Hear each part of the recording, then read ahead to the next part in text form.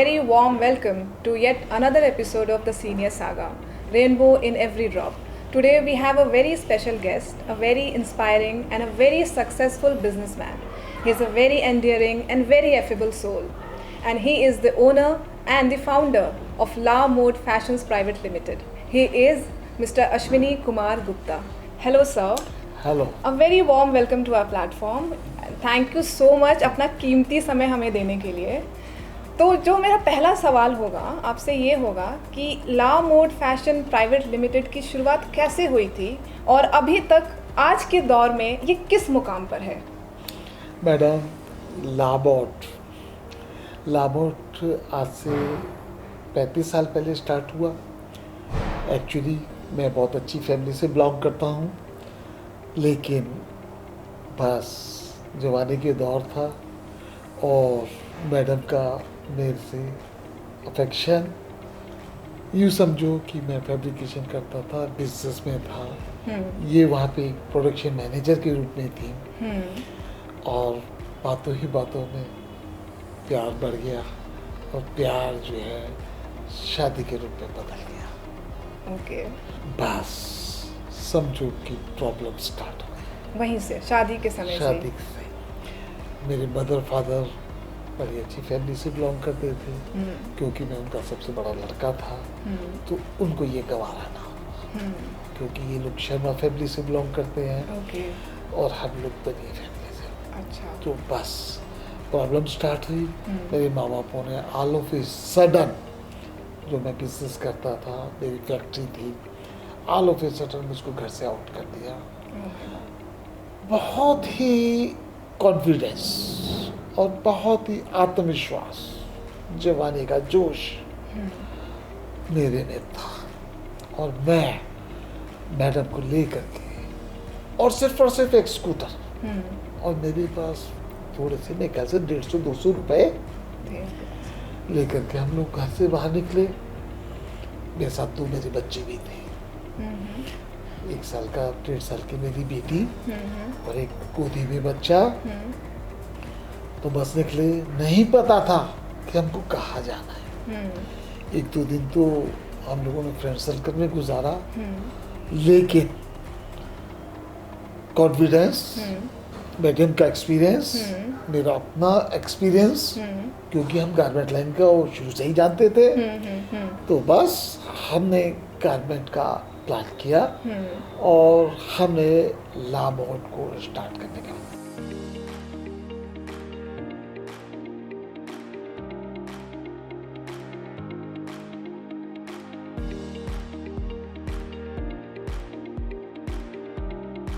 सिर्फ और सिर्फ 5-7 हज़ार रुपए ही थे हमारे पास में, दोनों के पास मिलकर कैसे करें, घर का खर्चा भी था, 2 बच्चे भी थे। मैंने मैडम को कहा 2-2.5 हज़ार रुपये तुम लो, और स्टार्टिंग में हमने बहुत छोटे से लेवल पर, घर में सिर्फ एक सिलाई की मशीन थी, मैडम खुद काटते थे, मैं कुछ सिलता भी था। अच्छा, आप सिलाई भी करते थे? अरे क्या करें, वक्त ऐसा आया है ना, वक्त ने सब कुछ सिखा दिया। मार्केटिंग और स्टिचिंग, प्रेसिंग सब अपने हाथों से करना पड़ा। भगवान की दया से कॉन्फिडेंस बहुत अच्छा था, लगन, मेहनत, उसका रिजल्ट बहुत अच्छा आया। स्टार्टिंग तो हमने छोटे लेडीज से, बच्चों के कुर्ते पजामे से करी, लेकिन उसके जस्ट तुरंत बाद, क्योंकि हमारे पास एक्सपीरियंस जेंट्स वेयर का भी बहुत अच्छा था, हम जेंट्स वेयर में एंटर कर गए। अच्छा, ओके। पहले तो हमने लोकल फैब्रिक्स में ही हमने डील करने का प्लान किया, लेकिन उसमें थोड़ा सा कंप्लेंट आया। जस्ट उसके बाद में तो हमने मिलवेट फैब्रिक्स शुरू किए। हम चाहते थे कि बहुत ईमानदारी से और अपने कस्टमर को परफेक्ट प्रोडक्ट दिया जाए। रात देखा ना दिन देखा, बस मेहनत में जुट गए और हमने स्टार्टिंग ट्राउजर से की। और आप बिलीव नहीं करेंगे, तुरंत ही हमने वुलन कोट बनाने शुरू कर दिए। तब मैंने मनीरका में अपना पहला शोरूम खोला। वहाँ से लाइफ को बहुत अच्छा स्टार्ट मिला, अपना मैन्युफैक्चरिंग और अपना रिटेल, अच्छा मार्जिन है। उसके अंदर 4 मार्जिन, मैन्युफैक्चरिंग का मार्जिन और रिटेल का मार्जिन, और मैन्युफैक्चरिंग के मार्जिन से ही कामते थे। तो उसकी वजह से हमारा प्रोडक्ट लोगों से सस्ता हो जाता था। अच्छी क्वांटिटी में सेल आई, जिसकी वजह से प्रोडक्ट सस्ता हो।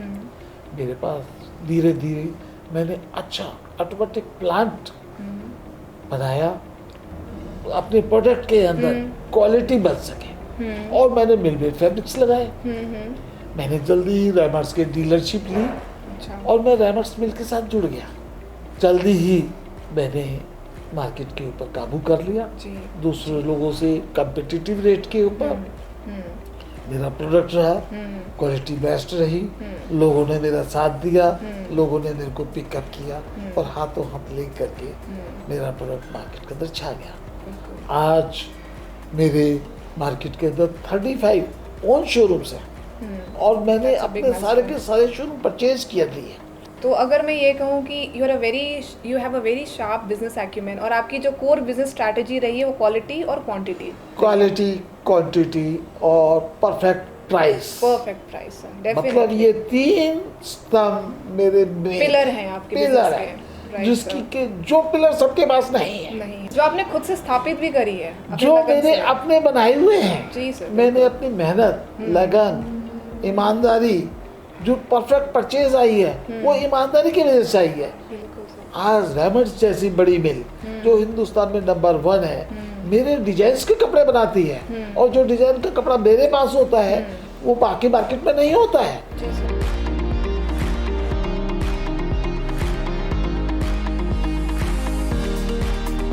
जैसा हम जानते हैं कि आज के दौर में लामोड के 35 शोरूम है पैन इंडिया।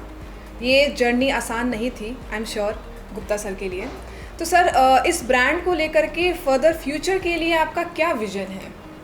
मोना, एक्चुअली क्या है कि मेरा तो नेशनल लेवल पे पहुंचना और अपना शेयर निकालना मेन सपना है, क्योंकि मेरा यहाँ तक रुकने का कोई प्लान नहीं है। और अब तो मेरे बच्चे हैं, इंडिया ही नहीं बल्कि हमारा एक्सपोर्ट भी है, हम लोग यूरोप वगैरह एक्सपोर्ट कर रहे हैं, और अभी मेरा इंटरनेशनल लेवल पे पूरा का पूरा प्लान है। और क्या 2,500 रुपये से स्टार्ट किया था, अभी अपने ओन 35 शोरूम्स। मेरे को लगता है कि मैंने कुछ किया, मैंने ही नहीं किया, मेरी वाइफ वीना है, इसने मेरा कंधे से कंधा मिला करके साथ दिया है। इनकी अहम भूमिका है इसमें। हाँ, इसमें दो राय नहीं है कि उसने मेरा साथ पूरी तरीके से दिया है। और अब लगता है कि मैंने अच्छे बिजनेसमैन के साथ साथ बहुत अच्छी लाइफ लीड कर रहा हूँ। जी, बिल्कुल, बिल्कुल। मतलब हम लोगों की जॉइंट फैमिली है, एक ही किचन के अंदर खाना बन रहा है, और मज़ा आ रहा है।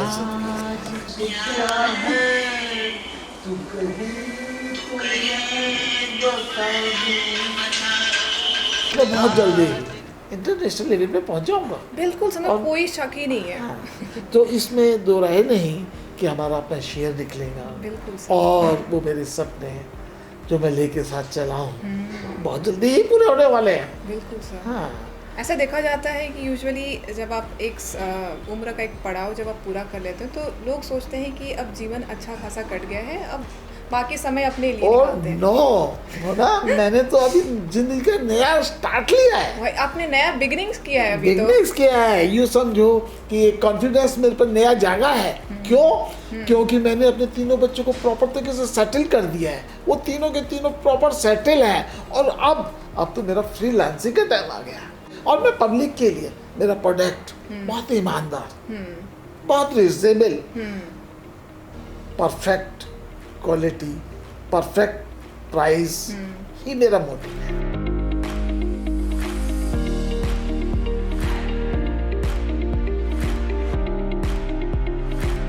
सर बहुत ही खुश मिजाज और जिंदा दिल इंसान है, और इनके जीवन में बहुत सारी हॉबीज भी हैं इनके। सर, कुछ हॉबीज आप बताएंगे हमें?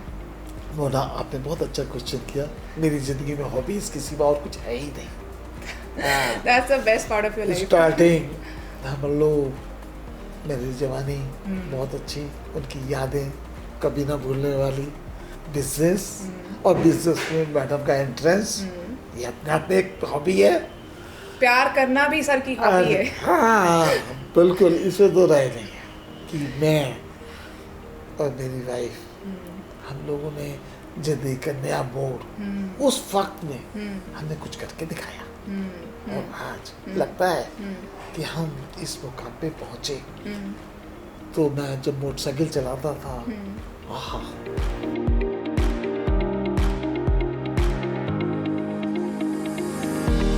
आज की डेट में भी मैं यंगस्टर के साथ में बैडमिंटन खेलता हूँ। वाह सर, हाँ। बैडमिंटन खेलना दूसरा। बैडमिंटन खेलता हूँ, ट्रैवलिंग अक्सर मैं मतलब आजकल तो मैं और मेरी वाइफ को मैंने सारा का सारा अपना जीवन यूँ समझो कि समर्पित कर दिया है।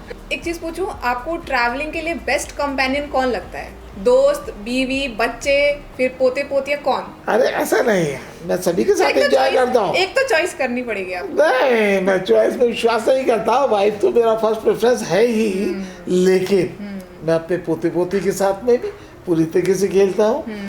तो गुप्ता सर, आपने जीवन में बहुत सारे उतार चढ़ाव देखे हैं। अगर मैं आपसे ये पूछूं कि आपके लाइफ का वो सबसे स्ट्रगल वाला दौर कौन सा था, कोई वाक्य बताइए।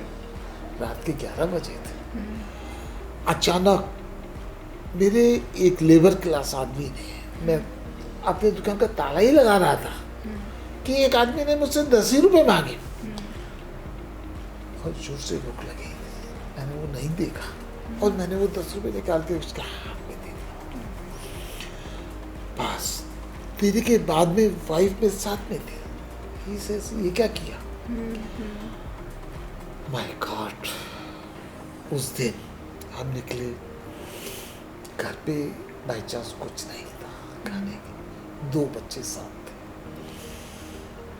हमको याद आया 11 बजे का वक्त था, बाइक हमारे पास थी, हम बाइक में आए, एक दुकान के बेकरी का दुकान था, बेकरी दुकान पे जिसपे जनरली हम रूटीन में सामान परचेज करते थे। हम वो दुकान बंद होने की पोजीशन में ही थी कि हमने वहाँ जा करके कुछ डबल रोटी, कुछ अंडे, कुछ बच्चे के लिए मिल्क ले करके बाइक के अंदर रखे, और बाइक के अंदर रख करके उससे पूछा कितने पैसे देने हैं भाई।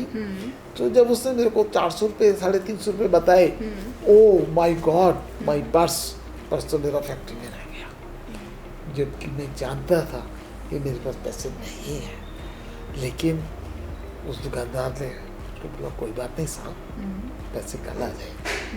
और बस वो दिन था कि मेरे को लगा कि बस घर पहुंच करके हमने वो अंडे, डबल रोटी और ब्रेड से अपना घर का खर्चा चलाया, पेट भर के आराम से सोए। वो दिन मेरे को कभी भूलता नहीं है कि ऐसा दिन भी हमने निकाला कि जब में 1 रुपया नहीं था और भूख लगी थी, और वो हमने दिन निकाल लिया। सर, आपसे बात करके बहुत मज़ा आया, लेकिन हमारे द सीनियर सागा के दर्शकों के लिए कुछ इस इनिशिएटिव और उन दर्शकों के लिए आप कुछ कहना चाहते हैं? सीनियर सागा ने वो काम किया है जो स्कूल में, कॉलेजेस में नहीं होता, वो समझा रही है सीनियर सागा। जो सीनियर्स का तजुर्बा, जो सीनियर्स का प्रैक्टिकल एक्सपीरियंस, वो यंगस्टर को शेयर कर रही है। इससे बढ़िया कोई पढ़ाई नहीं हो सकती। रियली सीनियर सागा बहुत अच्छा काम कर रही है, सीनियर्स का तजुर्बा यंगस्टर को दे रही है बगैर किसी फीस के। Very good, very good. Thank you, Senior Saga. Thank you, sir. Thank you so much. What an insightful conversation it was. If you know any senior citizen around you who have very intriguing stories to tell, do let us know in our comment section. And do not forget to like, share and subscribe to the channel. Thank you so much.